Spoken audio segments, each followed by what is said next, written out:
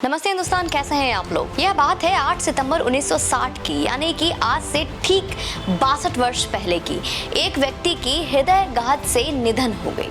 हृदयघात से निधन होंगे। अब आप कहेंगे कि निधन कई लोगों का हुआ होगा उस दिन, तो फिर आप कैसे कह रहे हैं कि एक व्यक्ति का निधन हुआ।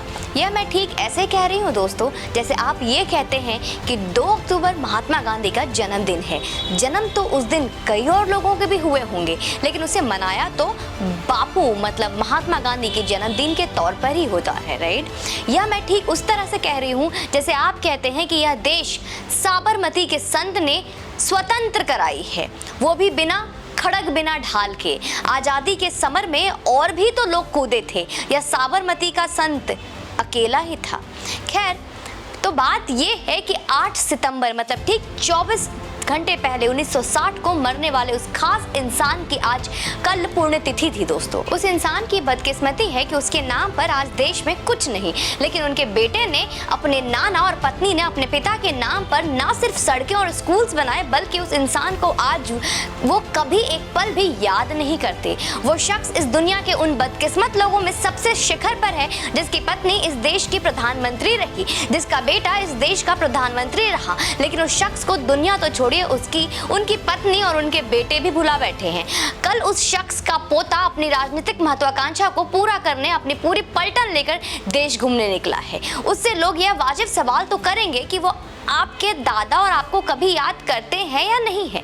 मैं बात कर रही हूँ फिरोज जहांगीर घंडी के बारे में। एक बात जो ध्यान देना है वो ये है कि फिरोज के नाम वाले घंडी की स्पेलिंग घैंडी है। फिरोज जहांगीर जो राहुल गांधी के दादाजी थे, जो राजीव गांधी के पिता थे और जो इंदिरा गांधी के पति थे दोस्तों। फिरोज से इंदिरा की शादी इंदिरा के पिता जवाहरलाल नेहरू के मर्जी के खिलाफ हुई थी। ऐसा कहा जाता है कि दोनों की मुलाकात साल 1930 में हुई थी। स्वतंत्रता की लड़ाई में इंदिरा गांधी की मां कमला नेहरू एक कॉलेज के सामने धरना देने बैठी थी और इसी दौरान बेहोश हो गई।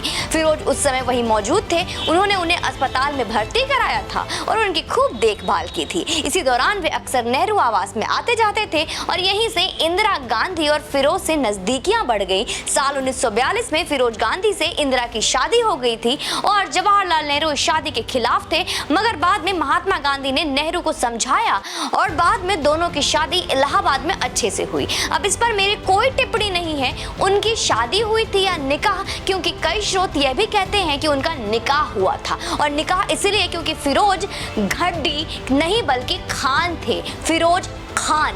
और ऐसा कहने वाले इस बात को इस आधार पर कहते हैं कि फिरोज खान की कब्र है और पारसियों में जो कि फिरोज का धर्म बताया जाता है, कब्र का प्रचलन नहीं है। पारसी लोग शव को श्मशान को सौंप देते हैं, जिसे गिद्ध, चील और कौए खा जाते हैं। पारसी लोग अग्नि को देवता मानते हैं, इसी तरह जल और धरती को भी पवित्र मानते हैं, जबकि शव को अपवित्र माना जाता है। ऐसे में उनका मानना है कि शव को जलाने, प्रभावित करने या दफन करने से अग्नि, जल या धरती अपवित्र हो जाती है। ऐसा करने से ईश्वर की संरक्षणा प्रदूषित होती है, इसलिए पारसी समुदाय में शव को श्मशान को सौंप दिया जाता है दोस्तों। अब फिरोज घंडी से गांधी कब बने इस पर कई बात है, लेकिन यह कहना कि वो महात्मा गांधी से प्रेरित होकर गांधी बन गए बहुत बचकाना है, क्योंकि उस वक्त देश के बहुत लोग महात्मा गांधी से प्रेरित थे।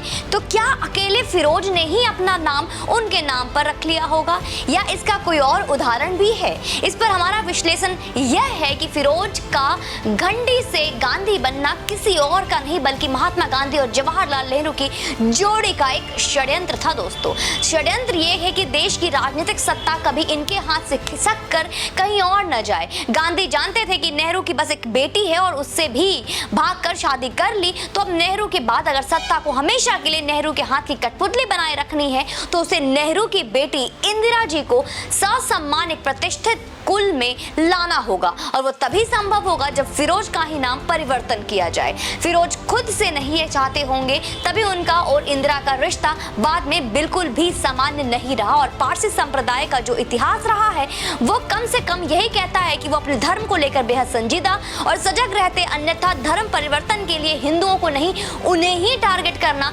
मिशनरियों और इस्लाम के लिए आसान होता।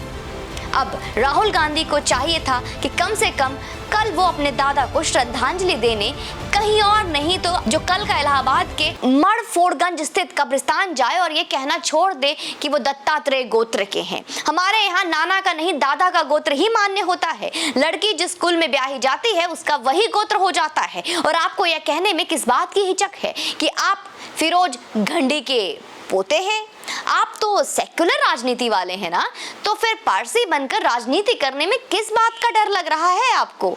आगे बढ़िए, राहुल गांधी से घंडी बनिए और कम से कम अपने बुजुर्गों का, अपने पुरखों का जो श्रद्धांजलि देने में पीछे मत हटिए, जन्म तिथि में बधाई देने में पीछे मत हटिए। नमन ही तो करना है, कर लीजिए। जहां दूसरों को इतनी राय देते हैं, जहां दूध को किलो में और आटे को लीटर में बेच सकते हैं। आटा 22 रुपए लीटर, आज 40 रुपए लीटर केजी।